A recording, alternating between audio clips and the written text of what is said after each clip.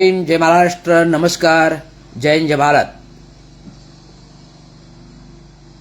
महत्वाचं लाईव्हमध्ये मी आत्ता टी व्हीवर नुकताच हिंदुदेव बाळासाहेब ठाकरे यांचे सुपुत्र उद्धव बाळासाहेब ठाकरे आणि महाराष्ट्र नवनिर्माण सेना यांची जी युती झालेली आहे, ही युती स्वार्थी युती, अर्थकारणाची युती, स्वार्थी युती, अर्थकारणाची युती आणि मुंबईची सहानुभूती, मुंबई महाराष्ट्रापासून वेगळी करण्याचं डाव, मुंबई महाराष्ट्रापासून वेगळी करण्याचा डाव, मुंबई महाराष्ट्रापासून वेगळी करण्याचा डाव हा अपप्रचार आहे.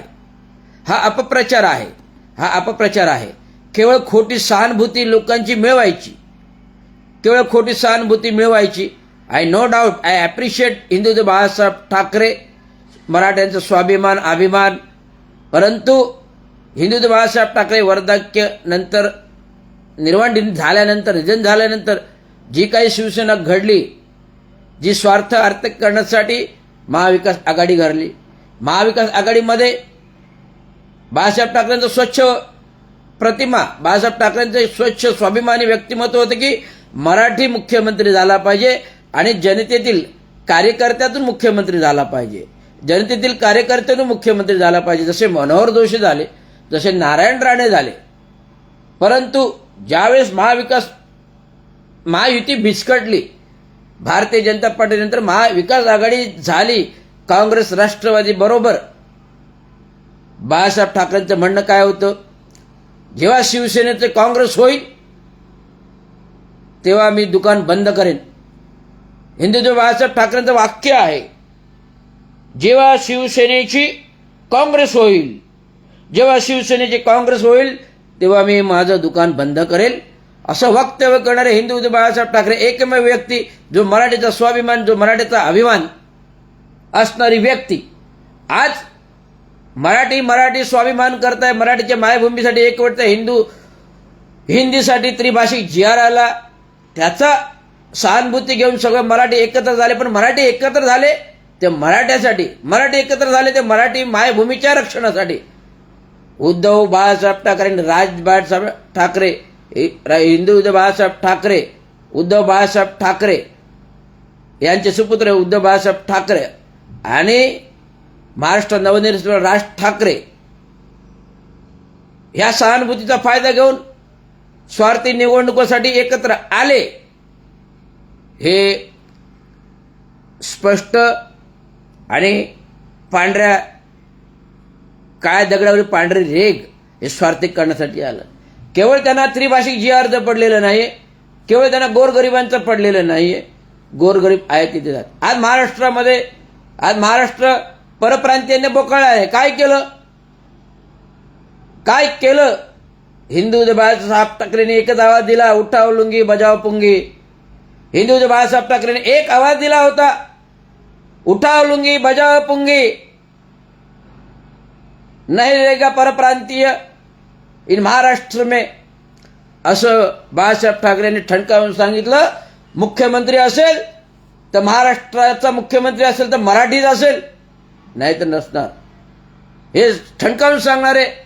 आज मुंबईमध्ये मुंबईचं राजकारण करून मुंबई वेगळी केली जाते, मुंबई वेगळी केली जाते, मुंबई वेगळी करायची, याची सहानुभूती, याचं राजकारण प्रचार अपप्रचार करून मराठ्यांच्या सहानुभूती मिळवायची, गोरगरीब नागरिकांची सहानुभूती मिळायची. पण मी सांगतो, मराठी माणूस, मराठी मातीचा माणूस स्वार्थी राजकारणाला भुलणार नाही.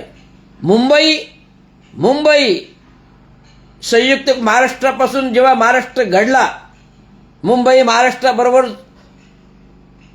संयुक्त महाराष्ट्र पूर्वीपासून ते सोबत आहे, महाराष्ट्रात आहे. काँग्रेसच्या कालावधीत, जनता पार्टीच्या कालावधीत मोरारजी देसाई पंतप्रधान असताना मुंबई महाराष्ट्राचा अविभाज्य भाग नाही, मुंबई महाराष्ट्राचा अविभाज्य भाग नाही. त्या काळी सुद्धा मोरारजी देसाई गुजराती पंतप्रधान होते, त्यासाठी पण हा विचार विनिमय झाला. परंतु काही स्वाभिमानी रक्ताची माणसे, डॉक्टर बाबासाहेब आंबेडकरांकडे गेली, डॉक्टर बाबासाहेब आंबेडकरांकडे गेली आणि डॉक्टर बाबासाहेब आंबेडकर हे महाराष्ट्रातील मायभूमीतील मुंबई वाचवण्यासाठी एका पायावर तयार झाले, एका पायावर तयार झाले आणि मुंबईचे अनेक दाखले, मुंबईसाठी अनेक दाखले जे छत्रपती शिवाजी महाराजांच्या काळातले 16व्या शतकापासून दिले. ईस्ट इंडिया कंपनी 16व्या शतकात छत्रपती शिवाजी महाराजांकडे आली, परवानगी मागितली की आम्हाला महाराष्ट्रात व्यापार उद्यम करायचा आहे, व्यापार उद्यम करण्याकरता आलो आहोत. आणि व्यापार उद्यम करता करता त्याने आपला बिस्तारा मांडला आणि संपूर्ण भारतावर 150 वर्ष राज्य केले परप्रांतीयांनी. परंतु जेव्हा ईस्ट इंडिया कंपनी आली, जेव्हा इंग्रज आले, तेव्हा ह्याच इंग्रजांनी जे काही महाराष्ट्रामध्ये आलेले गुजराती होते, या गुजरात्यांना दलाल बनवले, या गुजरात्यांना दलाल बनवले, या गुजरात्यांना दलाल म्हणजे इस्टेट एजंट बनवले. मग हेच गुजराती दलाल आज दलाल पद्धतीने मुंबईवर येऊन मुंबईवर व्यापार उद्योग करत आहेत. आणि व्यापार उद्योग करता करता असं गृहीत धरलं जातं की मुंबई गुजरात्यांची आहे आणि गुजरातला मिळाली पाहिजे. असं हे त्या काळच्या सरकारच्या वेळेस मोरारजी देसाईच्या आणि आत्ताच्या सरकारच्या केंद्राच्या बीजेपीच्या आणि महाराष्ट्रातील सरकारला असं वाटतं. त्यामुळे ही चाचपणी म्हणून त्रिभाषिक जी आर, जनसुरक्षा कायदा, कामाचे 12 तास, ट्रान्सपोर्ट कायदा, क्रिमिनल कायदा असे विविध कायदे करून महाराष्ट्राच्या राज्यावर वेठबिगारीसारखे कायदे लादायचा प्रयत्न केला आणि संविधान मोडीत करून 370 कलम कायदा पण मोडीत करायचा प्रयत्न केला. पण 370 कायदा मोडला नाही, 370 कायदा मोडला नाही. मोडला असता तर काश्मीरवर हल्ले झाले नसते, हिमाचल काश्मीरवर हल्ले झाले नसतो. पुलवामा हत्याकांड, पहलगाम हत्याकांड जो 22 एप्रिलला घडला, 22 एप्रिल घडला, 26, 27, 28 लोक गेली, जात धर्म विचारून मारले. हेच का सरकारचं षडयंत्र होतं. जेव्हा जेव्हा आत्ताच नुकतं दिल्लीवरती गेल्या महिन्याभरात बॉम्बस्फोट घडला, कोणी घडला आणि काय घडला. मग ज्यावेळेस अशा घटना होतात, एअर स्ट्राईक, पुलवामा हत्याकांड, पहलगाम हत्याकांड, दिल्ली लाल किल्ल्याजवळ बॉम्बस्फोट, ह्या जेव्हा जेव्हा घटना घडतात तेव्हा देशाचे पंतप्रधान विदेशात असतात, आणि विदेशातून आल्यावर त्यांना ही घटना माहिती होते. ते लगेच कार्यक्षेत्र संरक्षण मंत्रालयाला आदेश देतात, लगेच हल्लाबोल करतात.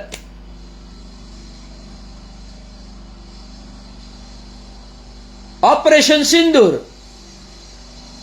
Operation airstrike, operation Pahalgam, operation Pulwama दाखवून मिलिटरी सोबत स्वातंत्र्य दिवशी 26 जानेवारी दिवशी भेटून मला भारतीय संरक्षण दल मिलिटरीवर सैनिकांच्यावर किती प्रेम आहे दाखवून फोटो सेशन करतात, फोटो विजन करतात आणि ते टीव्हीवरती पोस्ट करतात. आज 11 वर्ष 12 वर्ष केंद्रामध्ये सत्ता आहे, 8 वर्ष राज्यात सत्ता आहे.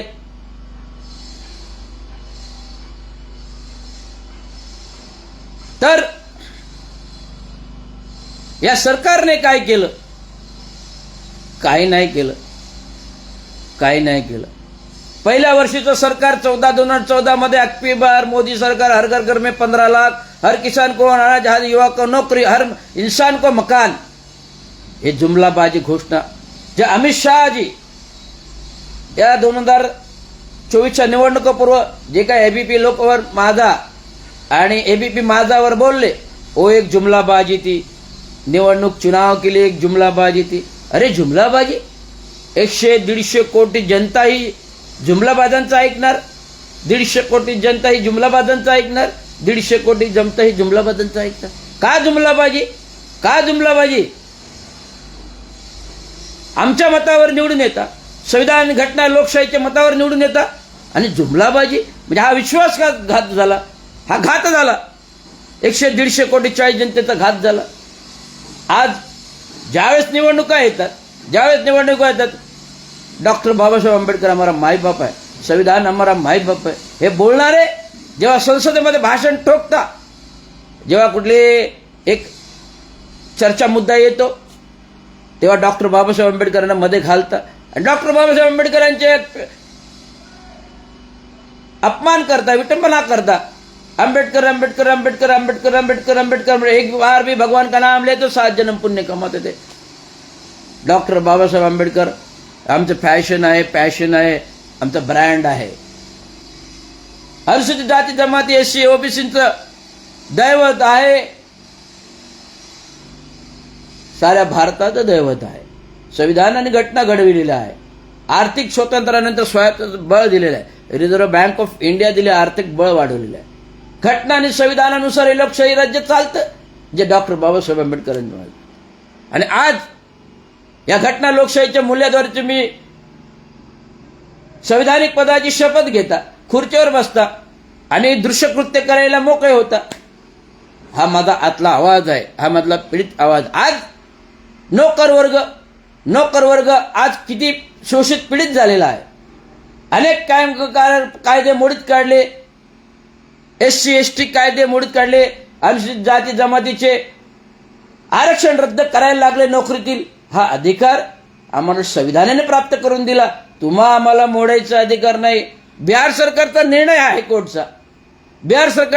हायकोर्टचा की कोणत्याही राज्य सरकारला एससी एसटीचं ओबीसीचं आरक्षण बंद करण्याचा अधिकार नाही, मग कोणत्या अर्थाने बंद केला? राज्याचे महाविकास आघाडीतील त्या काळाचे उपमुख्यमंत्री अजित पवार हे जातीविरोधी आहेत, हे जातीविरोधी धोरण वापरतात। 35 वर्ष राजकारणामध्ये केवळ भ्रष्टाचार करण्यासाठी सत्ता उपभोगली। पवार घराण्याने आरोप आहे अजित पवार आणि त्यांचाच कित्त त्यांचे सुपुत्र पार्थ पवार गिरवतात। मग त्यांनी किती जमिनी हडपल्या असतील हो? महारत्नाच्या रेकॉर्ड काढा, 35 वर्षाचा रेकॉर्ड काढा, त्यांनी किती महारत्नाच्या जमिनी हडपल्या असतील। तर त्यांचं मुलवाले हिंमत होते मुंडवामधील महारत्नाची जमिनीचा खरेदी विक्री व्यवहार करायचा केवळ 500 रुपयाच्या स्टॅम्प पेपरवर आणि आरोप दुसऱ्यावर लावायचा, स्वतः नामनिराळा व्हायचं। भीमा कोरेगाव 2018 समाजात वितंग माजणारे संभाजी भिडे बाबासाहेब आंबेडकरांच्या भीमा कोरेगाव स्मारकाच्या इथे आंबेडकरी समाजामध्ये दंगली माजवतात। आज काय चाललेलं आहे? निवडणूक पूर्व निवडणूक नंतर काय चाललेलं आहे? गेल्या वर्षभराचा इतिहास तपासा, 2.5-3 वर्षाचा इतिहास तपासा। एकनाथराव शिंदेंनी शिवसेना फोडून बीजेपी बरोबर आले, मुख्यमंत्री झाल्या खारघरमध्ये उष्माघाताचे बळी गेले। आप्पासाहेब नानासाहेब धर्माधिकारीचा सत्कार शासनात, मग यांच्या मृत्यूची जबाबदार कोण? बदलापूर बलात्कार, संशयितला पकडलं जातं पण संशयाचा एन्काउंटर केला जातो, कायदा सुव्यवस्था लोकशाहीच्या राज्यामध्ये न्याय व्यवस्था आहे, हायकोर्ट आहे, उच्च न्यायालय आहे। प्रत्येक गुन्हेगाराला न्याय मागायचा अधिकार आहे, परंतु आम्ही आतून आदेश देतो की एन्काउंटर केला जातो। त्याचा दोषारोप पोलिसांवर लावला जातो।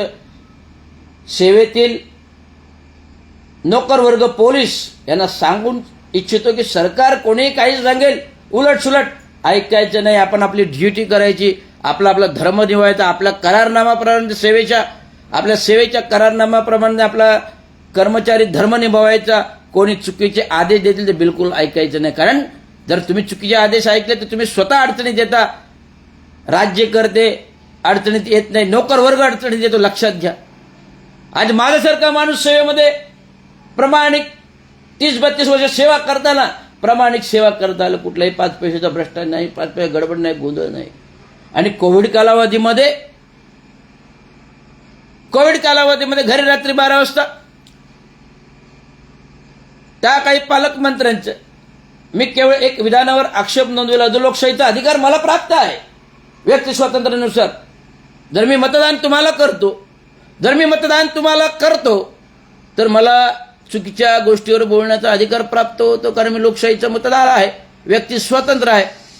मग त्याचा राजकीय जोड करून, सेवेचे जोड करून, कुठे सेवेमध्ये गोष्ट घडलेली नसताना त्याला सेवेमध्ये जोडून कोणीतरी सांगतं की रवींद्र शिंदेला सस्पेंड होतं. ते झालं घटना. माझ्या अधिकारामध्ये, मूल्यामध्ये, जेव्हा मी अधिकारी असताना कार्यकारी अभियंता, माझ्या अधिकार डावलून जर चुकीचं काम होत असेल तर मी अधिकारी म्हणून आक्षेप घेतला असेल, तरी सुद्धा मी निलंबित. हे का झालं? हे सुडाचं राजकारण आहे. अधिकाऱ्यांकडून कामं करायची आणि अधिकाऱ्यांना सस्पेंड करायचं, अधिकाऱ्यांकडून कामं करायची, अधिकाऱ्यांना सस्पेंड करायची, ही तंत्रमंत्र प्रणाली, हे ठोकशाही, लोकशाही असून सुद्धा ठोकशाही राबवायची. हे फार चुकीचा संदेश जातो समाजामध्ये की तुम्ही केवळ इलेक्शन आले, निवडणूक आला की आम्ही जनतेतला कार्यकर्ता. परंतु आज तुम्ही नगरसेवकापासून, कार्यकर्त्यापासून, नगरसेवकपासून 20 वर्ष आमदार आहात, मंत्री आहात, पालकमंत्री आहात, गटनेते आहात, विरोधी पक्षनेते आहात, नगरविकास मंत्री, मुख्यमंत्री ते उपमुख्यमंत्री आहात. त्याचा अभिमान आहे. आमचा ठाण्यातला एक मुख्यमंत्री होतो, आमच्या ठाण्यामध्ये राहणारी व्यक्ती मुख्यमंत्री होते, राज्यावर उपमुख्यमंत्री होते. DCM dedicated to common man, DCM dedicated to common man अशी संज्ञा देणारे. पण कुठे गेलं डेडिकेशन? असंख्य प्रमाणात भ्रष्टाचार माजवलाय, बजबजपुरी माजवले. आज ठाणे महानगरपालिका पुरतं भिकारी झाली. महाराष्ट्र म्युनिसिपल कर्मचारी युनियनच्या अध्यक्ष या नात्याने मी अनेक आंदोलने केली. साहेब, कामगारांना द्यायला पैसे नाहीत, प्रॉव्हिडंट फंड, ग्रॅज्युटी, 7वा वेतनाचा फरक द्यायला पैसे नाहीत. 5 वर्ष झाली. 2 हप्ते 360 कोटी रुपये कसे तरी 2 टप्प्यामध्ये 180 कोटी द्यायला लावले. आत्मधनाचा इशारा दिला, संपाचा इशारा दिला. आत्मधनाचा इशारा या रवींद्र शिंदेने दिला. थेट डायरेक्ट मुख्यमंत्र्यांना, आयुक्तांशी बोलणं करायला लावलं आणि तेव्हा कुठेतरी आम्हाला 2 हप्ते कसे बेसे मिळाले. आज रिटायर्ड कर्मचारी 5-5 वर्ष होत आहेत. आज रिटायर कर्मचारी 5-5 वर्ष होत आहेत. TMT कर्मचाऱ्यांचे जे थकीत देणी नाहीत, फंड नाही, ग्रॅज्युटी नाही, सेवानिवृत्ती वेतन नाही. सेम अवस्था सेवेतील कर्मचाऱ्यांच्या बाबतीत आहे, रिटायर्ड कर्मचाऱ्यांच्या बाबतीत आहे. परंतु आम्ही विशेष शासकीय निधी घेऊन येतो ना, विशेष शासकीय निधी घेऊन येतो फक्त विकास प्रकल्पांसाठी, 1000 कोटींच्या प्रकल्पासाठी, 60 कोटींच्या प्रकल्पासाठी, 30 कोटीच्या, 50 कोटींच्या प्रकल्पासाठी. 30 कामे, 30 प्रकल्प, 30 कामे, 30 कर्ज. अमृत योजना असो, महाराष्ट्र विशेष निधी असो, गेल्या 3 वर्षात 10,000 कोटी रुपये, 10,000 कोटी रुपये आले. सर्व महानगरपालिका क्षेत्रात वाटले गेले. 50,000 कोटी रुपये वाटप झाले. पण ह्या 50,000 कोटीच्या निविदा कधी आल्या, कामे कधी झाले? 350 कोटीचा 5 वर्षामध्ये ऑडिटिंग नाही ठाणे महानगरपालिकेमध्ये. 350 कोटीचा ऑडिटिंग नाही ठाणे महानगरपालिकेचे. मग हे घोटाळे होणारच ना. मग एवढे प्रस्ताव बनवताना प्रशासक म्हणून आयुक्तांनी याचा गंभीरतेने विचार करायला पाहिजे. जर महानगरपालिकेत 5 पैसे निधीच नाही तर विशेष अंतर्गत प्रकल्प का आणि कशासाठी राबवायचे? कामगारांना द्यायला पैसे नाही तर विशेष प्रकल्प का राबवायचे? ह्याच्याबाबत ठोस धोरण. जर मी निवडणुकीमध्ये निवडून आलो, स्वतंत्र मजूर पक्षावर निवडून आलो, तर या बाबतीत नक्कीच आवाज सिस्टममध्ये जाऊन मी उचलणार. कारण कामगार रक्ताचा आहे, भीम रक्ताचा आहे, कामगार रक्ताच्या लाल झेंड्याचा रंग आहे. डॉक्टर बाबासाहेब आंबेडकर भीम रक्ताच्या निळ्या झेंड्याचा रक्त आहे. त्यामुळे हा आवाज ठाणे महानगरपालिकेच्या लोकल बॉडीमध्ये गाजवायचा असेल आणि गोरगरिबांना रोजी रोटी, व्यवसाय, नोकरी रोटी कपडा मकान आजपर्यंत आम्ही देत आलो 1960 पासून. पुढे जर हवं असेल, महागाई कमी करून हवं असेल, रोजगार वाढवायचा असेल तर स्वतंत्र मजूर पक्ष, स्वतंत्र मजूर पक्ष, स्वतंत्र मजूर पक्ष, एस रविराज, रवींद्र चांगो शिंदे, जिथे जिथे आमचे उमेदवार प्रभागात असतील त्यांना निवडून द्यायचं हे नागरिकांनी ठरवत आहे. शंडासारखे बघू नका तर बंड करून उभे राहा, शंडासारखे बघू नका तर बंड करून उभे राहा, शंडासारखे बघू नका बंड करून उभे राहा. टक्केवारी, भ्रष्टाचारी, लाचारी, गद्दारींना कोणीही मतदान करू नका. महाविकास आघाडी असो काही महायुती असो, या सर्व युती आघाड्यांनी आपला फक्त गैरवापर केला, आपल्या मताचा दुरुपयोग केला, पक्ष फोडाफोडी केली आणि आपल्या मताला किंमत नाही दिली तर आपला स्वाभिमान पण दुखावतो ना. स्वाभिमान दुखावला तर आम्ही निवडणुकीत तुम्हाला पाडला, स्वाभिमान दुखावला तर आम्ही तुम्हाला निवडणूक पाडला, स्वाभिमान दुखावला तर आम्ही निवडणुकीत पाडला. एवढंच बोलून मी माझं इथं भाषण संपवतो आणि विचार संपवतो. हे प्रबोधन नागरिकांच्या घराघरापर्यंत पोहोचलं पाहिजे, एवढंच मला सांगणे. धन्यवाद. जय भीम, जय महाराष्ट्र, जय. चला उठा राष्ट्रवीर हो, चला उठा राष्ट्रवीर हो, सुसज्ज व्हा उठा चला, सुसज्ज व्हा उठा चला, चला उठा राष्ट्रवीर हो, सुसज्ज व्हा उठा चला, सुसज्ज व्हा उठा चला. स्वतंत्र मजूर पक्ष निवडून आणू, स्वतंत्र मजूर पक्ष निवडून आणू. धन्यवाद. जय भीम, जय महाराष्ट्र, जय.